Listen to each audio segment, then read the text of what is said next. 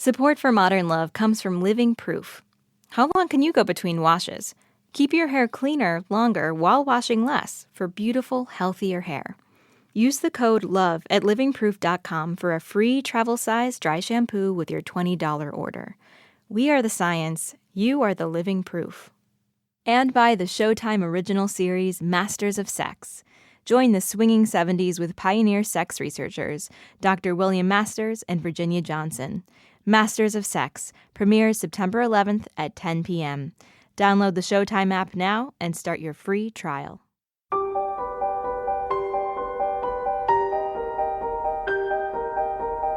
From the New York Times and WBUR Boston, this is Modern Love.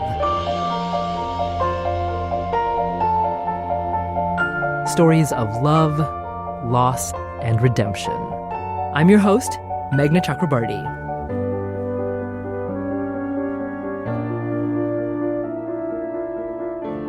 On the podcast, we've explored young love and old, but today we're landing right smack in the center, midlife.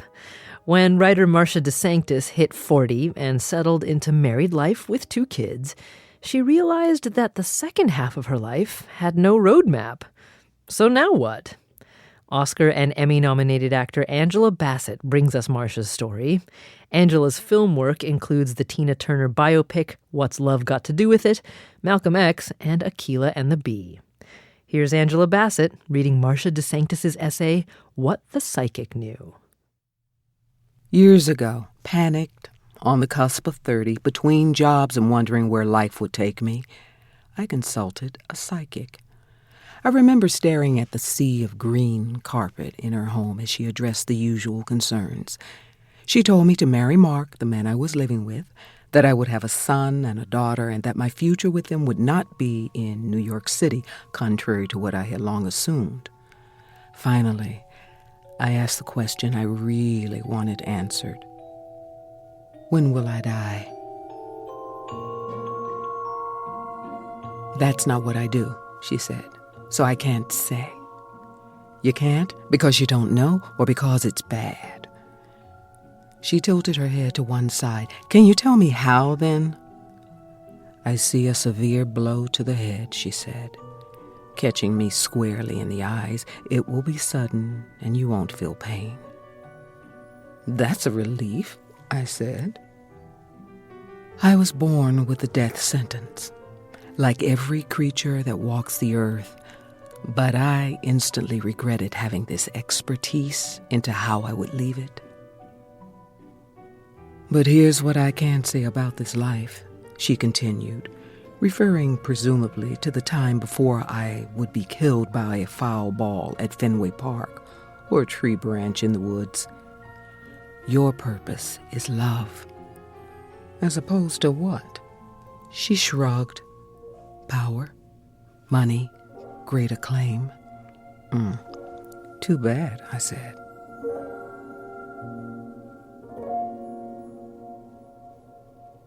We chatted for another minute until our time was up. I took the cassette from the recorder and stuffed it into my pocket and wrote her a check for $150. I admit that at times her insight had kept me uneasy company and on high alert. For example, I never drive behind a truck carting things that might slip off at high speed.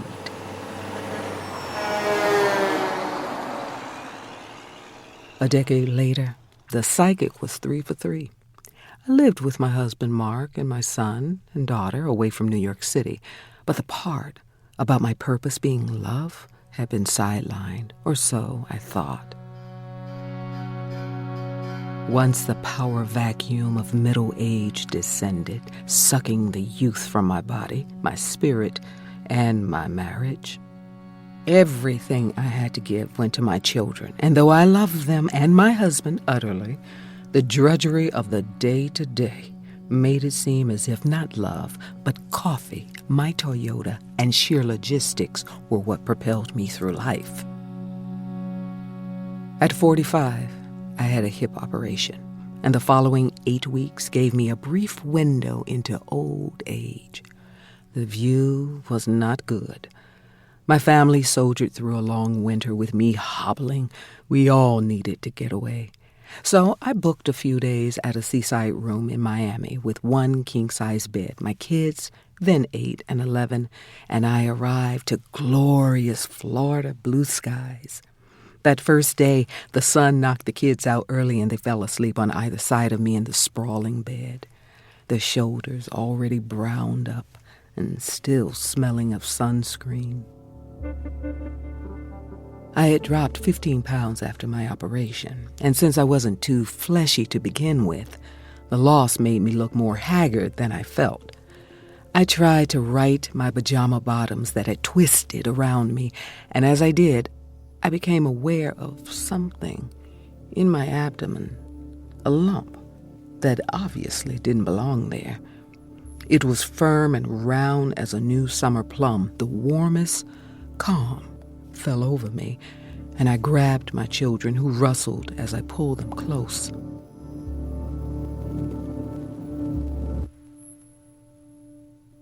Back home, the doctor sent me to the hospital immediately with a "good luck" delivered in the gravest of tones. There, I saw many of the same nurses who had cared for me 3 months before. They asked, what was I doing there? "I have a lump in my belly," I said. Lying on the gurney, stuck up with needles, I was wholly, entirely unafraid. My husband ran into the room, his face clouded with confusion. "If this is cancer, I'm toast," I said. "It's not cancer," he said. 4 doctors appeared at my bedside. "What's going on?" my husband asked. "Do you know what it is?" The youngest one sat too gently on the foot of my bed. "We haven't identified it yet, but we know the mass is in your liver. Can you just tell me if I have cancer?" I said. "I cannot tell you that you don't," he said. "We'll take more tests tomorrow. Please try to get some rest." "What is your sense?" I asked. He shook his head. I thought his face answered for him. When the doctors left, I began to rattle off instructions to Mark, as if dictating a grocery list. The transition team for when I died was to be headed by my friend Sarah. She understands the culture of our house, so she has to be very involved with the kids. "Will you stop it?" he said. "It's important that they still get the same birthday cakes," I said. "That lemon cake for Ray, Ava's vanilla with pink butter frosting. The Thanksgiving recipes, Nana Foley's stuffing. It's all about food, really, and Sarah gets this." "You're being crazy," Mark said, holding my hand. The mass inside me felt alive, as if its dark center contained the heartbeat in my slackened body. "You have to get married right away," I said. I would handpick my replacement, the woman who would be the new cornerstone of our home. "You know who I really like?" I asked. "Enough," he said. "If you're sick, you'll fight it." "Why am I not afraid?" I asked, fogging out with painkillers. I knew the answer. As with the psychic's prediction, what scared me most was not knowing how anything ever would unfold, from aging to anguish about my children, to possibly facing my husband's eventual illness or death. The mysteries of the second half of my life loomed ever closer, and it was terrifying. It was definitely a cop-out, but for the first time in years I felt as if I knew where I was going, and I could stop waiting for all manner of blunt instruments to crash through my windshield.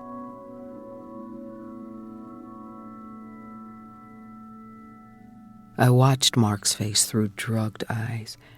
He sat awake all night in our room as I drifted in and out of lucidity. Time had attempted to obscure, or at least to trivialize, our deep history.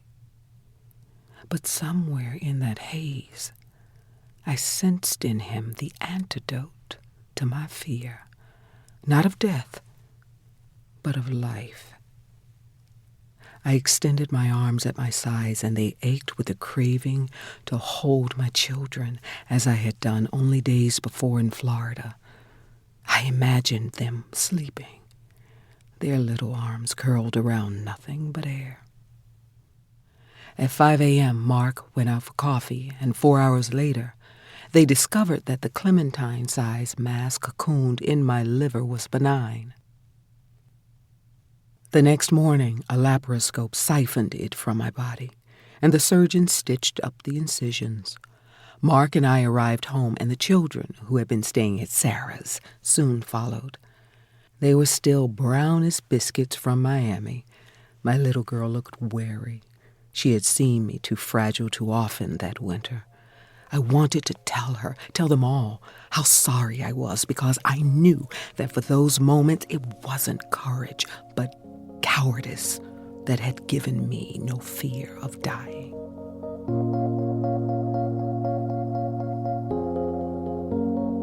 A week later, I blew the dust off a box. Inside, I found the tape labeled August 1990.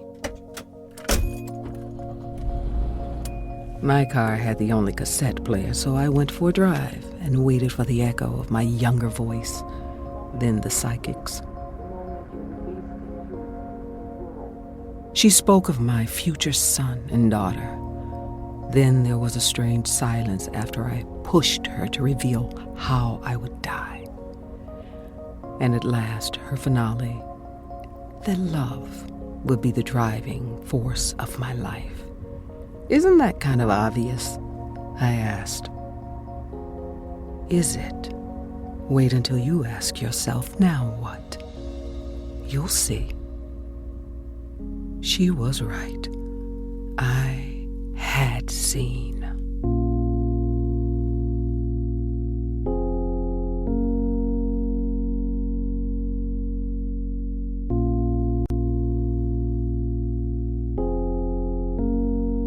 Angela Bassett, reading Marcia DeSanctis' essay, What the Psychic Knew.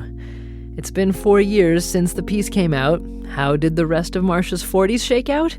We'll find out after the break.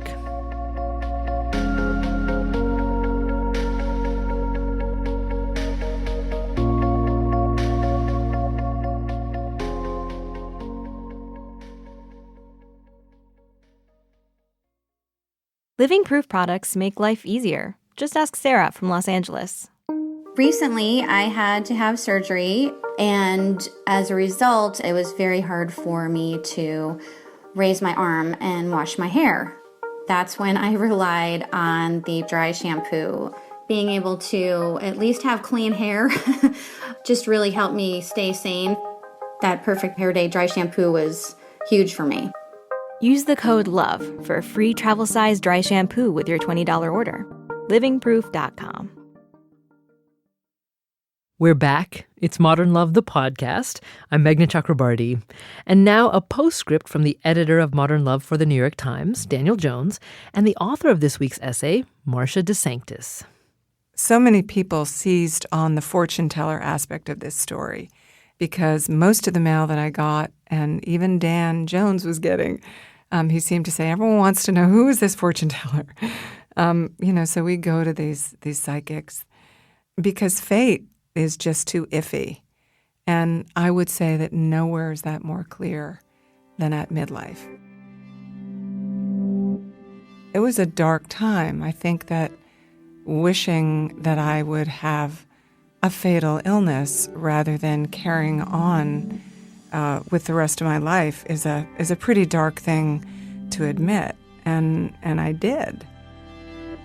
The majority of essays I receive about midlife marriage express this sense of disappointment.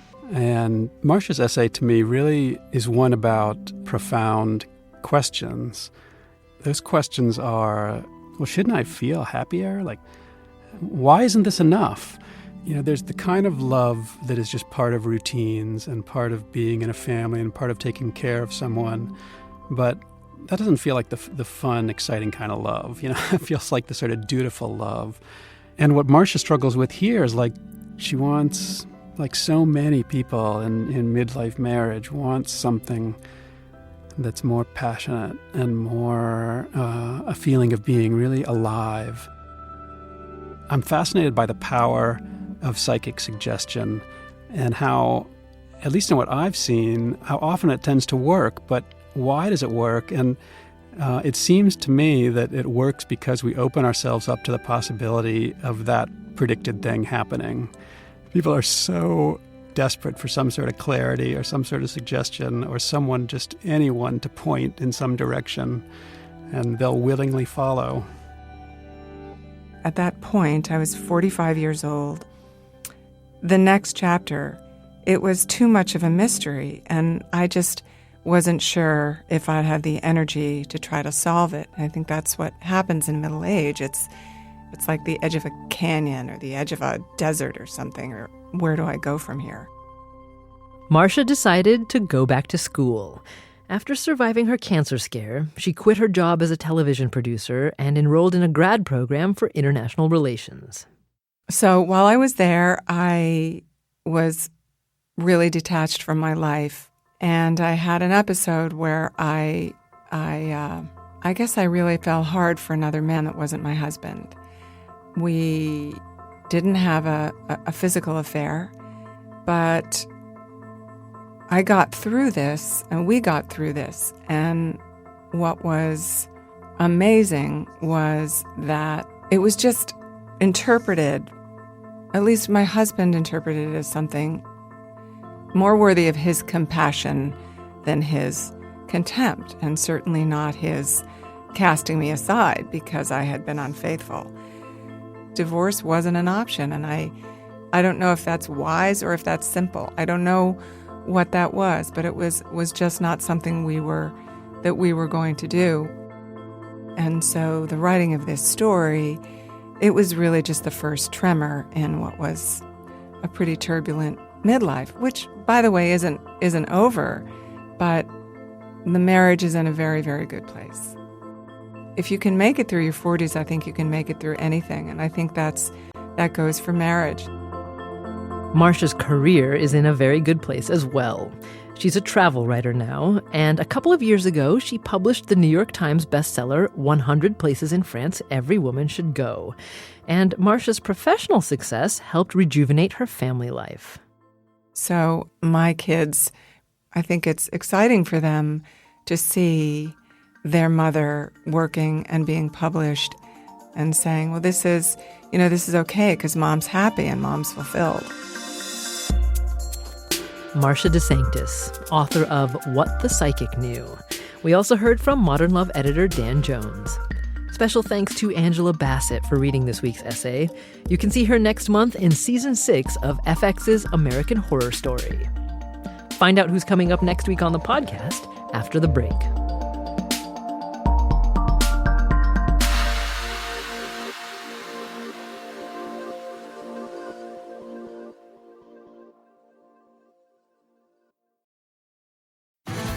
Support for Modern Love comes from the Showtime critical hit series Masters of Sex. Acclaimed sex researchers Dr. William Masters and Virginia Johnson are the pioneers of the sexual revolution, but can they keep up with the swinging 70s? Catch a revealing look at their controversial work, scandalous romance, and groundbreaking discoveries on Masters of Sex, starring Michael Sheen and Lizzie Kaplan. New episodes Sundays at 10 p.m. Download the Showtime app now and start your free trial. Join us next week when Tony and Emmy Award-winning actress Cherry Jones reads the story of a woman who fell in love with a convicted murderer. A lot of people snickered behind my back about our marriage. After all, I came from a wealthy American suburb and was a graduate of a Seven Sisters school. He had grown up in a middle-class family. He was an athlete who took a wrong turn, a terrible turn. Never miss an episode of Modern Love. Subscribe on iTunes or your favorite podcast app.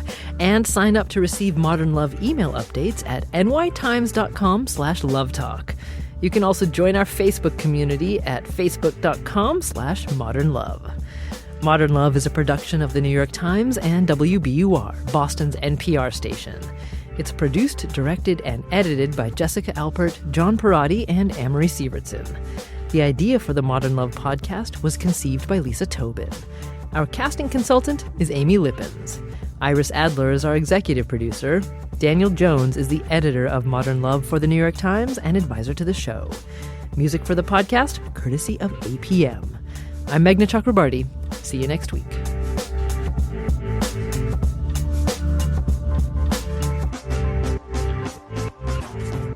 If you've been obsessively following this election, you should check out a new podcast from our partners at the New York Times. It's called The Run-Up, and it features some of the best journalists at the New York Times to help make sense of this final stretch of the campaign. You can find new episodes every Tuesday and Friday on iTunes or wherever you listen to podcasts, or at nytimes.com/theruneup. That's nytimes.com/theruneup.